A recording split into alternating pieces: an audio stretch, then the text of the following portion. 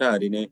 Jai Shri Krishna Chaitanya Prabhu Nityananda Shri Advaita Gadadhara Shri Vasadi Gaura Bhakta Vrinda. Hare Krishna Krishna Krishna Hare Hare Hare Rama Rama Rama Hare Hare. We'll continue with the lecture on Vaishnava etiquette by His Holiness Srila Prabhupada Swami Maharaj.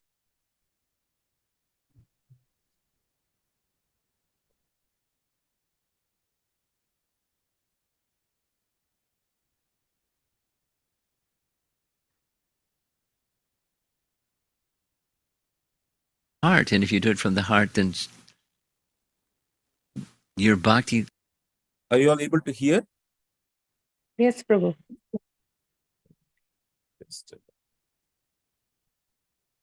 Grows. It's palpable. You can feel it. And if you're not feeling it, you can feel it. So good association where your heart is open. So that's why we're doing what we're doing. So that the Hare Krishna movement tomorrow can be what our great acharyas envisioned, because we're taking the time to go through slowly, step by step, all these little steps to get to the place we want to go. So what's that place? It's the means. This is circling back to the very first day. Vaishnava etiquette is the ornament of a person who's in spiritual practice. That's all of us. Vaishnava etiquette is the ornament. It's the jewel. It's the vestige that the gift that's given is this proper conduct. And then the bhakti can grow and grow and grow and grow and grow. It's not bhakti in itself, but it can become Bhagavad Dharma if it's applied in Krishna's service. So we have nice explanations in Scripture to understand what does it look like.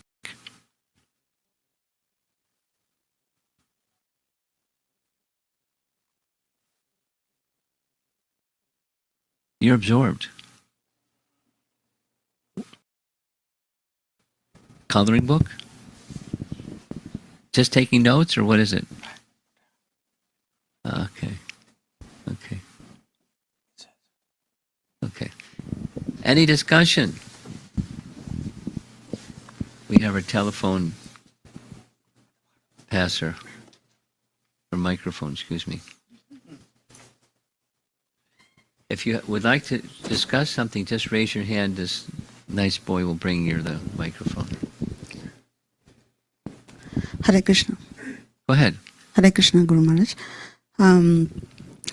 I have a comment and 2 questions. So the comment is, I saw the picture of how Krishna goes really and touches the feet of the Guru, and what are you showed us Guru and Sudama and all the giving that respect, that picture. So many times I have heard that, but somehow this time this picture is just got more stuck in my mind. I hope that that's going to stay with me as like the instructions, some of the instructions. I just pray for that. So whenever I go off my track, this will help me to put it on the track. Thank you so much, Maharaj.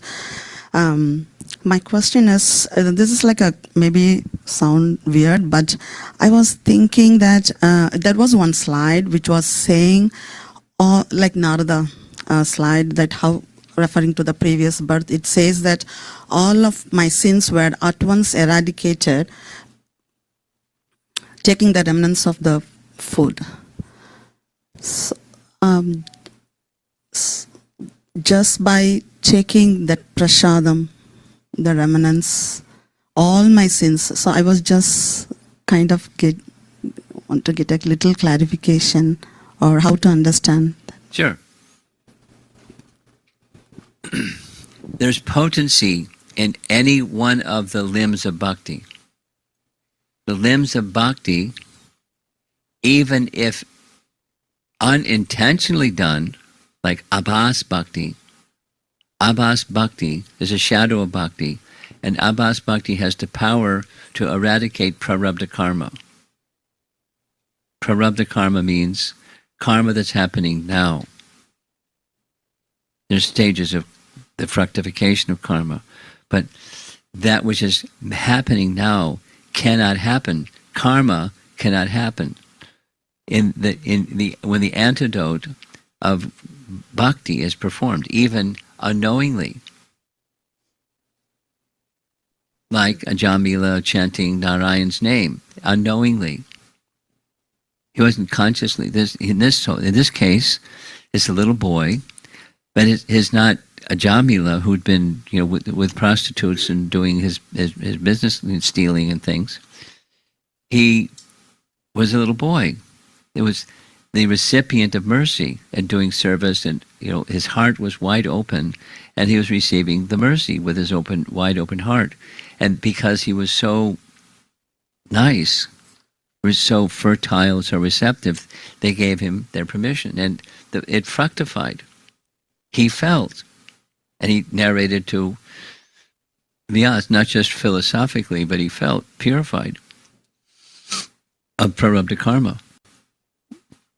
The potency was something that he experienced. And so there is a potency, even once. Scripture says like that, in many places, even once, chanting Krishna's name. Or Ramchandra in Ramayana, even once one takes shelter of me.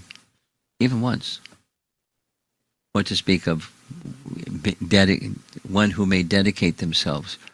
Therefore, let that dedication be with faith and consistent, not just one moment. So that's the understanding.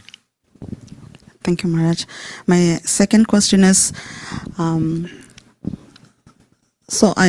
this Kundi saying, share the whatever the good things you get it. Yes. So I can understand the boon of Draupadi's, but I was just thinking about like, is that because of the culture of in that yuga, or because of the tradition thing, that once the word is given by Kundi, cannot, like, if she knows what it is, that she cannot change that, like change that means like, okay, so this is a story, so you won the that game or whatever it is, so you won it and you got it. Okay, I didn't know that. So something like that, that when she comes to know the thing, she's not possible, or is there any other reason? That's called the Indian head wobble. It means yes, it means no, it means yes and no, it means maybe, it means none of the above.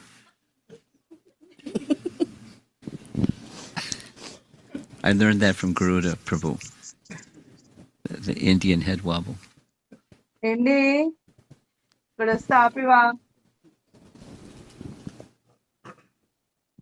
So you can say yes and no, or yes but no, or no but yes. It can be done. Yes, it can be done. But she didn't do. And, the boys, her sons, took it seriously. I mean, there's many things that happened subsequently because Kunti said certain things. They just followed what Kunti said because they're obedient, they're cultured. Now, the one that utters, your question is, can the one that utters, can it change the utterance?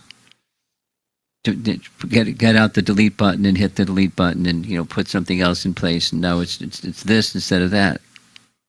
It's possible, but she didn't. And then why she didn't? Because there's a Leela that enabled her to say what she said, and it didn't change because there's a Leela that follows what she said. Draupadi became the wife of 5 men. It's a Leela. Okay, thank you, Mara. The last one. So the Bhishma, we know that Bhishma knows the... No, say when they say it's a Leela, by what potency does Leela happen? But do Leelas happen? It happens by Krishna's potency. Krishna has Swarup Shakti, internal spiritual potency, his own potency. And there's a little category of them, but one of those categories is Leela Shakti. Leela Shakti organizes Krishna's pastimes for him. He doesn't have to do anything. You have to lift a pinky. He doesn't say, Leela Shakti, can you come here? Yes. Can you do this, that, or the other thing? Yes. He doesn't have to say that. She knows what he wants and she does what he wants. So Kunti's a pure devotee. So she said what she said as a Leela that could be further unfulfilled and further fulfilled, further unfolding the Leela of the whole, everything. Draupadi being disrobed and the whole everything. Yudhisthira gambling her, it's everything. It's all Krishna's pastimes. It's consistent with the modes of nature of the persons, with some exceptions, but generally speaking, that's how Leela Shakti does what she does. So it's not just a whitewash. It's just Krishna's spiritual potency arranged for her to say what she said and to not change what she said because there's an enactment of a Leela. Thank you, Maharaj. Okay. The Go last ahead. question. Third question. So we all know that the bhakti of Bhishma, how he adorns Krishna and knowing that his supremacy. So, and he also sang Vishnu Sakashra Namam in during the battle, right? Yes. So, knowing all that, he took the side of like dharma, paradharma. He took the side of like the side because of the maintenance that he got it from Duryodhanan. So, is it wrong? So what lesson we are learning from this? Like how could I understand? Because we now follow that. Because I told on the occasion of Bhishma punch out.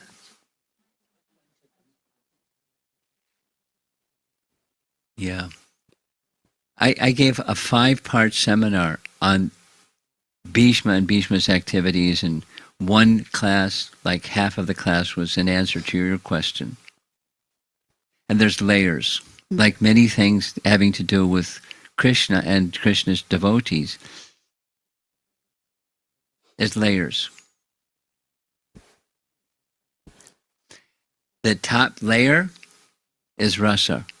Rasa supersedes everything else. You know the meaning, rasa.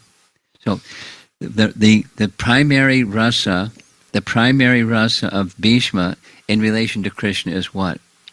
Servant, dasya. He's the servant, and he knows who Krishna is.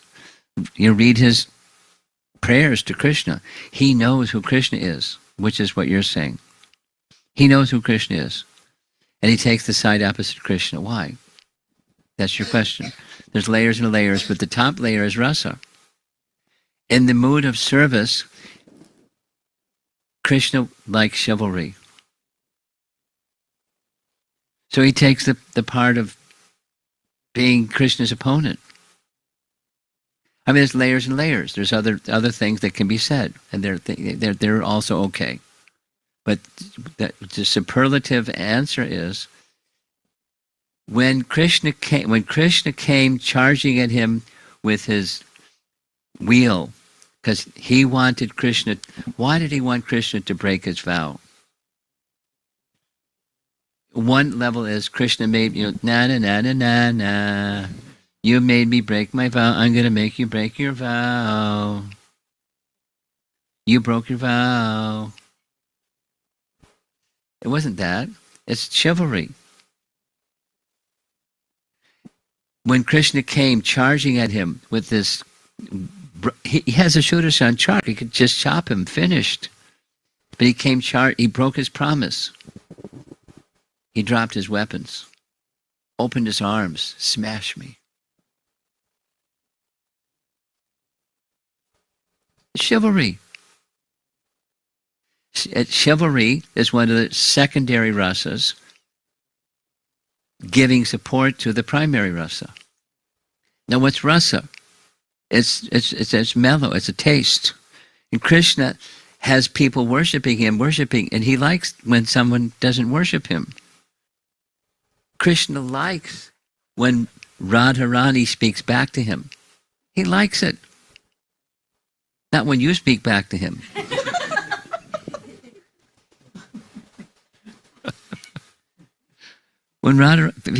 But when Chandravali just says yes, she's the right wing gopi, it doesn't give us as much pleasure. So it's giving Krishna pleasure. Chivalry. He likes. Bhishma knows. And he's inspired by, he is a pure devotee. He knows what Krishna likes. There's many layers to go below that one. But that's the topmost one. Just a practical application question, Maharaj, if you permit. Yeah, just make it quick because there's other people in the room besides you. Sorry. So I could understand the rasas that you mentioned about Bhishma's and Krishna's thing, which is on the higher level for the devotees. As a practical application, when anything comes for us, for our position, we have to decide according to the higher purpose of life. Yeah. Like paradharma, which we have to follow. Okay. He was serving. And he was serving. That's paradharma. Now the subtleties of his service, he has a capacity that we don't have. Obviously. Yeah. Okay, Thank you, microphone Maharaj. back here.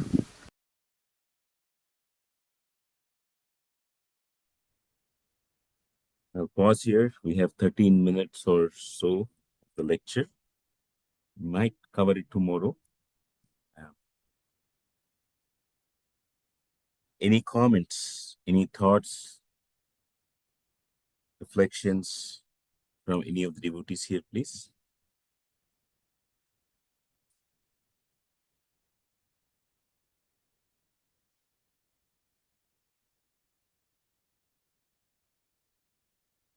Nobody has anything so far? Hare Krishna Prabhu. Yes. Yes, Prabhu, please go ahead. It is not from this class, it is from the previous class. An appreciation for Maharaj. So what I observed is like Maharaj is very much observant. So he observes the things. Whenever he goes to home programs or any other programs, he observes a lot. So I heard from Nityanand Prabhu once that we also have to cultivate that habit of observing the things, because our mind is always thinks about past or future. If you observe the things, then we'll bring our mind back to the present moment. So in that way, that will be helpful for us to move forward. So that's what. Okay. Yeah. Thank you, Prabhu. Thank you. Either Sulochana Mataji or Chinnakesha Prabhu, you have raised your hand. Please go ahead. Hare Krishna Prabhu, Dhanatpana. Prabhu, the starting first point Maharaj told that whatever the remnants has been taken by the Narada Muni eradicated all the sins. So that Abhasa Bhakti, unintentionally whatever we have done, even that little for the moment with our heart. So that also it's eradicate all our prarabdha karma and all like that. I like that point, Prabhu. For that Ajamila example also Maharaj given. And other than that, and yes, earlier and today also this point, like the good association in that our heart should be open. So can you please add some more details for that, Prabhu, with some examples and all? I want. It's a nice point that you brought up. Can you tell what is the opening up of the heart, where it is possible, where do you see there are challenges? And then maybe others can also add to it. I'm sure you also have some thoughts on it. Please do say much. I mean, like if we are in a good association, then we need. This is from my side. I'm thinking like we should learn how the other devotees they are behaving.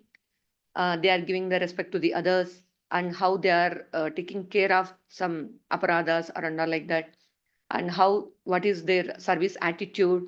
So how they are relishing each and everything.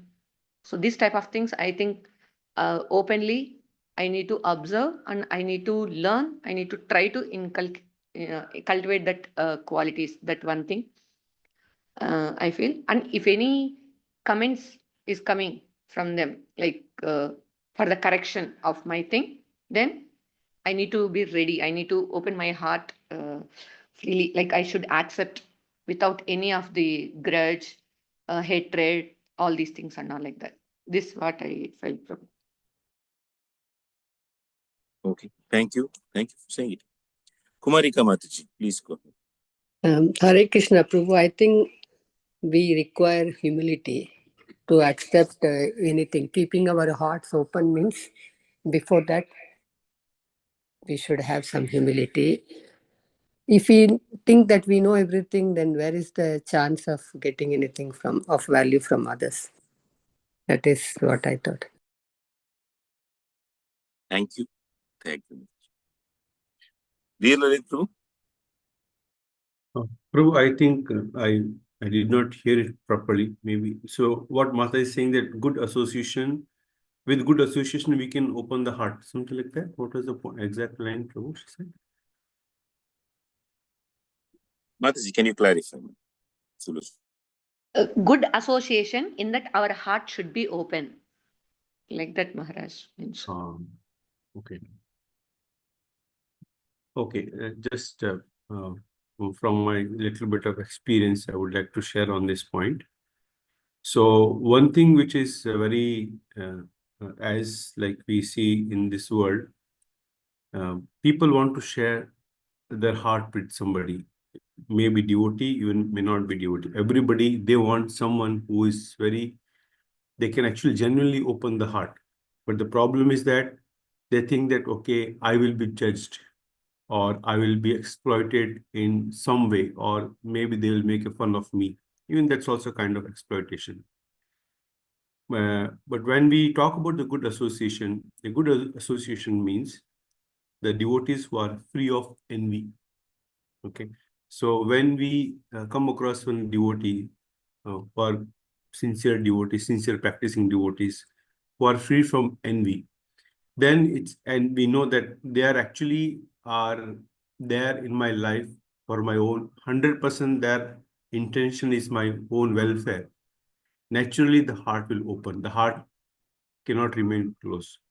So the problem is that sometimes I don't open the heart because maybe I have a doubt on the devotees. Okay, what is the intention and all about. But when we have this clear understanding or conviction that 100% this devotee is actually free of envy, he won't exploit me, and he's actually there for my own welfare, the heart will automatically open.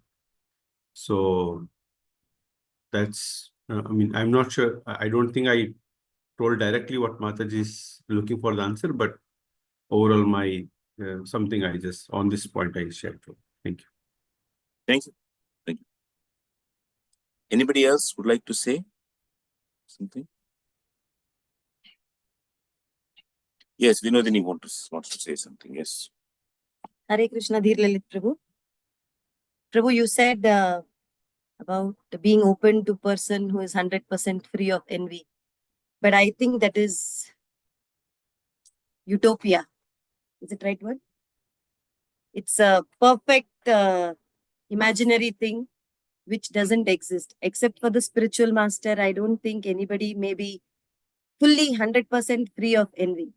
But we need to see the intention behind the person, how much that person whom we are opening to is in line with Guru, Sadhu and Shastra, and how much the heart connects to that person. That's it from my side, Prabhu. Thank you, Mataji. Thank you so much. Made sense, a lot of sense. Hare Yes. Krishna Prabhu. Yes. But I to some extent, I guess Gilal Prabhu is correct in the sense that we should, the basic trust should be there for that person to keep the heart wide open. If he is in any way, he is not giving that, if we don't have the trust in the Vaishnavas, then we will not be able to take their instructions properly. Correct. Correct. Yes. Thank you. Thank you. Anybody else would like to add something more? Prabhu or Vilay Prabhu or Ramani Mataji?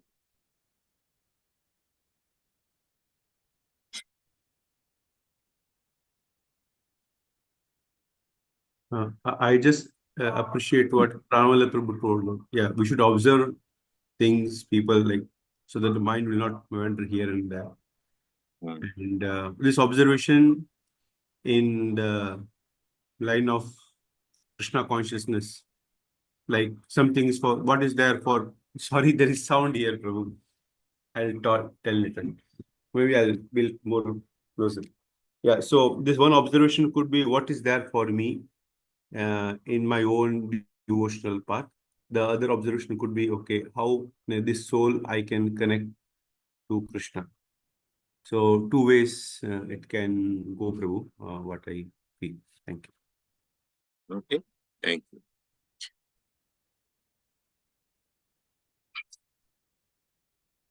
Okay. If nobody else, maybe a few minutes here. Hare Krishna, Yes. Prabhu. Yes, Yashaswini Mataji. Hare Krishna, Prabhu. Prabhu, just Sulochana Mataji's question. I also wanted to ask the same question. Sometime, even though we know that particular person or particular association, we know that they are very nice, aligned with the spiritual values and practicing nicely, Guru and Sadhu Sastra, everything. But still, until we don't feel the connection to heart, it's very difficult to share the heart. Until that bonding is not built, it's very difficult. So at least for a person like me, it's very difficult to share anything.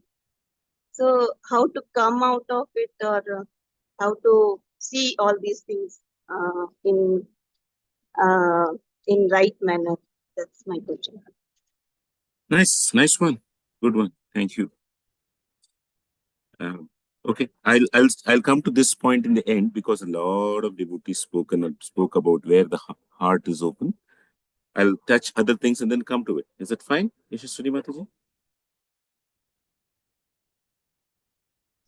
Yes, sir. Okay. One of the things which Sulochana Mataji also pointed out is a question which Shari Mataji in the recording, she's asked about eating the remnants of pure devotees. Those who are very new to devotional service do not know it. And those who are quite new, when they see it for the first time, they see here is some person who has eaten something and we are eating the remnants out of it. How is it possible? First and foremost, isn't it unhygienic? And second, it seems so yuck, their saliva would have come, etc. And as per the scriptures, it is said that one should take the remnants of the food, whatever they eat, the remaining food items we eat, and we get purified. And that was Shari Mataji's question, that how come all the prarabdhas get eradicated? Like all the sins get eradicated. Is it just possible? Because she is thinking that, somebody can think that I'm eating the remnants of the food of my spiritual master. What happens? I don't think all my sins have been eradicated. And Maharaj did respond about general principles. He said, even by following a semblance of devotional service, like say chanting without attention, by offering foodstuffs to Lord without our heart fully in it. All these are like a shadow of reflections of devotional service. Even that would be previously, the sins that were committed previous births They all get nullified, and we are not going to face the consequences for it. But the thing to note here is, Maharaj did not answer the question straight away, in a straightforward way, because he didn't talk about the eating remnants. He gave general principles. Because if he were to touch upon it, he is an guru, he is an acharya, the attention will come back to him. And he is not a person who likes the attention on himself. And such is the greatness of Maharaj here, that he thought carefully of telling a principle and somehow let me not come into the picture. That's the sweetness of his character. That was one point there. And second, when the question was raised about Bhishma by again Shari Mataji on how come Bhishma was on the side of Adharma and still is a great devotee. And Maharaj did explain there are layers upon layers. There's one of Shantarasa, there's Chivalrous Rasa. But while explaining that Chivalrous Rasa, he just opened up in a way and said, smash me. That was Bhishma's mood. Do whatever you want with me. And it's almost the same feeling that some of the disciples of Maharaj also see in him, that Krishna, I will do my thing for you to the extent you have given me the intelligence. If I do something wrong, you smash me. If I do something correct and you still think that I have to improve, smash me. I am okay. You smash, and I'm happy that you are happy. That's his nice mood. That's one thing.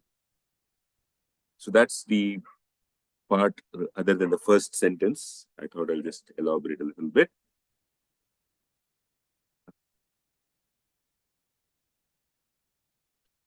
Coming back to the point where Maharaj said that good association, one should have a good association where the heart is open.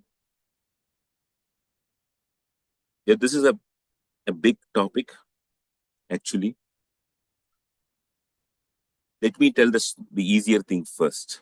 The easier thing is a question posed by Yashaswini Mataji, which is, Mataji is saying, until there is a bonding, many people feel that I need to have a bond, and only then the trust is built, and then I can keep my heart open. That's true almost 99.9% of the time, normally. But one thing we'll have to also check, what is the meaning of bonding? Many times we see bonding with our own filters, or based on what our nature is, or based on the family tradition that we come with. Many times that's what bonding is. For example, you probably go to a Punjabi family. Bonding is probably when you all dance together, when they all have lunch together, or when they all drink together, drink alcohol together. That's what is bonding. If a person doesn't come forward for any of these things, bonding doesn't occur in many cases. It's a cultural thing. So does it mean that the other person has to do these activities and only then we can bond? Sometimes it's limiting. In spiritual, in a spiritual relationship, bonding is built by service. Whether I like it or not, it is, or in other words, it's first built by tattva, a principle that here is a person of some value. Somehow I know that person is of value, somehow. And to build that bonding, let me serve. Service builds it up. So in the material world, it is close relationship, and then we do service. Like even to say, for example, in the case of a mother and a child, a mother and child they're very close to each other. In fact, the mother likes the child a lot. And for the first 10, 15 years of the child's life, mother keeps giving, the child keeps taking. And then the child feels, I have received so much from my mother, and now I want to give something back. And naturally, when the child comes to the age of 25, etc., the child starts giving in various ways. child feels obligated. And so the problem with this model sometimes that happens is we feel that we have to receive. Our expectation of what we want to receive from others is very high. This is the mundane way of doing it. The spiritual way of doing it is, I recognize in tattva, in principle, that you have a good intention for me. I will try to serve you. I can give many examples, but maybe that's. Do you get that point, Mataji, here? Without going into, there are nice examples for it. Maybe some other time, I'll tell some big stories also on that. Is that fine? Or you want me to elaborate anything further, Yashaswini Mataji? Prabhu, she just Yes, got yes. engaged with our family. We are natives of family members. She's got Yeah. engaged. Okay. She will definitely hear the recording and get back to you. Please continue. Okay. And the opening of the heart, when Maharaj was saying, a good association where the heart is open is, let me receive the fullness of what the other person has to give. And usually it is very, very tough for most people to open up, because in Kali Yuga, most people don't know how to open up the heart. They know how to open up the heart to, as I said, to receive something that they want, but they cannot open up their heart to see the character and the greatness of other persons, because we are self-absorbed. And there may be various reasons, very genuine reasons. I just want to give you an example here. I know a couple, and in this couple here, it so happened that the lady, when she was a child, she has a brother, and when she was a child, her mother would first feed the brother, and the girl, this lady would have to wait, and only after that, this lady would be given food. So the first priority was always to the boy. Somehow, that was in the cultural mindset of the mother of this lady whom I'm talking about. And she also felt, in various ways, she was discriminated against. And after some time, she got married. And when she got married, somehow she couldn't conceive a child. And for me, I don't know whether it was she couldn't conceive or the husband had some medical issue. I don't know, whatever it is. So finally, they went to do an IVF. I think it's in vitro fertilization. And it's a very painful process. And during this, and part of this IVF is they also inject some hormones. And something triggered for her during this IVF procedure, that all the angst that she had suddenly came out. And she started demanding her husband, saying, I have taken so much pain to beget a child. Now you have to do everything for me. I am not going to do anything for you. So I have begotten a child. That's the greatest thing that I'm doing here. So your role is you give me money, and I am not going to do anything for you. I'm not going to cook for you. I'm not. I'm going to stay separate.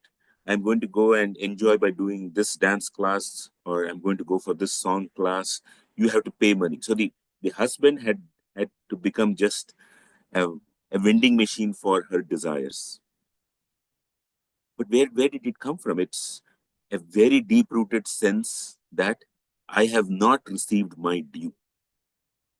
Many times people come to that stage that they feel I have not received my due. And so, like just this lady, she's not able to see her husband is earning day and night, but he doesn't get even a word of affection from her. He doesn't get any affectionate dealings from her. He's just meant to give her money. And she's even separated the child from her husband, saying, the child is going to be raised the way I want it. And the child, and you cannot take pictures of your daughter with her. Maybe you and the daughter, you cannot take the pictures of each other. I'm telling an extreme case which I got to know, but even with others, it's not like that. It may not go to this extreme, but many people have this way. So the problem for the heart to be opened is we sometimes live a lot with the pain that we have endured in the past in our life, this life or the next life. The opening of the heart is it has happened, so it has happened. Why? We don't know. Don't try to get back to say, I have to get back. I have to come to the stage where I rebound or recoil from it fully. Just look at what is it Krishna is giving now. There is no need to cancel or uh, overcome all the things that have supposedly happened to us in the past. That's just a point I wanted to bring up. 7-11. Anybody else wants to say something?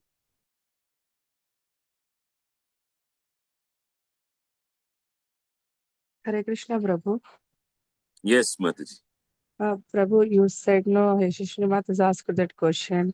So you said, Prabhu, through the service, the bondage will come.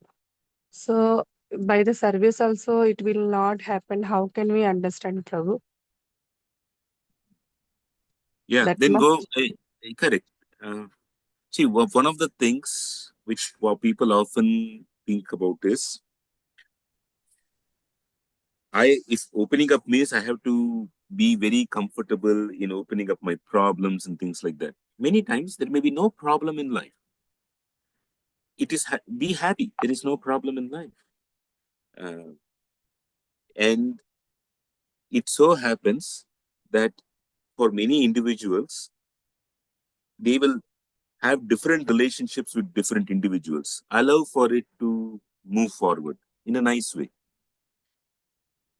And as you said, if one doesn't feel like opening up, at least start from the platform of duty. And once we do it as a platform of duty, then we'll slowly start getting some insights, some heartwarming exchanges, and after that, you see how it goes.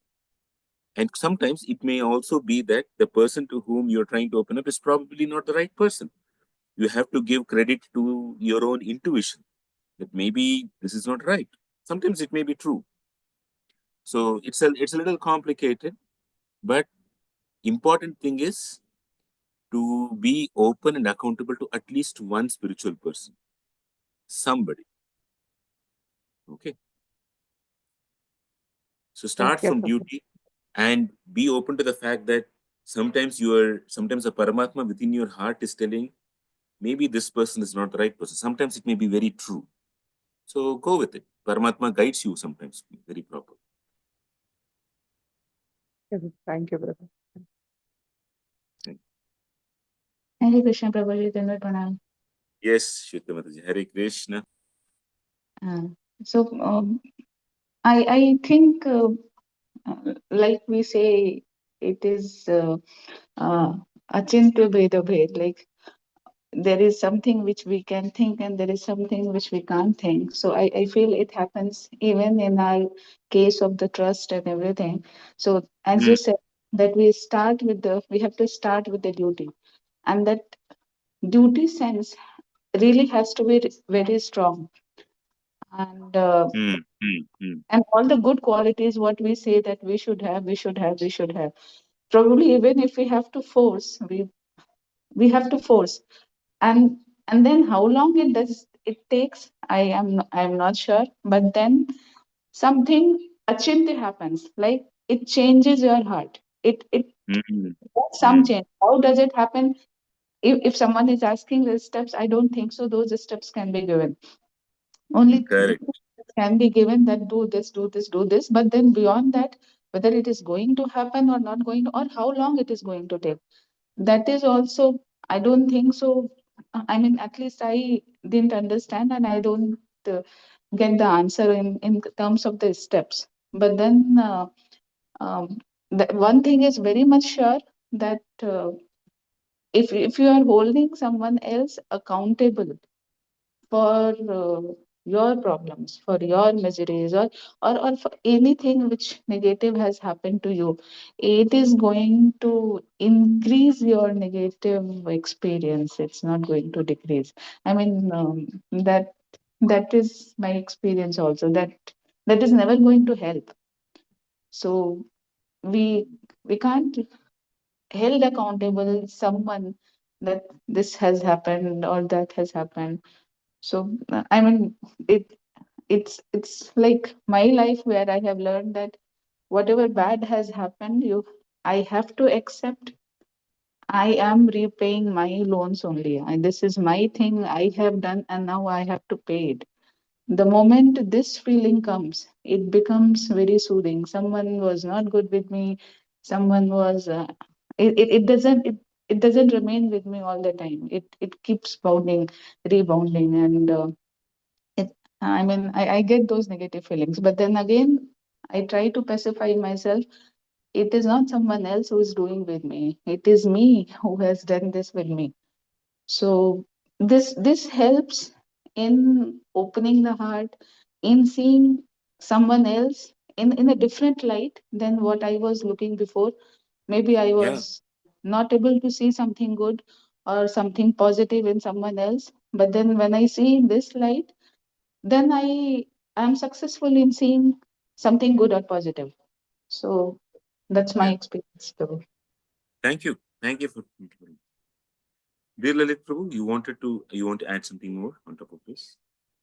Just one thought, Prabhu, that like we have, especially in case my case, so there are spiritual blockages or sometimes emotional blockages also we have, and sometimes we discuss in this forum. One thing which I observed, Prabhu, that so there is one spiritual blockages that we have. That's one thing. There is other thing that we hear some nice instruction. We either in the class through some devotees and some personal instruction from Maharaj, from Prabhupada books, etc. Some of the instruction looks like we get again the same message you'll get again and again, and looks like the Krishna want me to follow this, but I don't want to follow that. Okay, but the moment I decide, okay, let me follow it, and when I follow that, whatever the instruction, whether coming from books or devotees or whatever, like, okay, this is the I have been told to do this way, whether explicitly or subtly through books, etc. If I follow that, the knot for this spiritual blockage will slowly I see start opening. I mean, that's what I experience. So, what I want to say that when we follow the instruction or when we serve the devotees, what we have been told to do so, we see that internally this all these blockages, all the issues, spiritual or emotional, whatever the knots are there, they are slowly start loosening up. That's what I feel Yeah, sometimes. very correct. It's not just following, it is just an attempt. A desire to follow it itself gives lot of relief, even if you are not able to follow it completely. Right. Yes. Okay, we'll end here, 7:18. Thank you very much. Jagat Guru Srila Prabhupada ki Jai.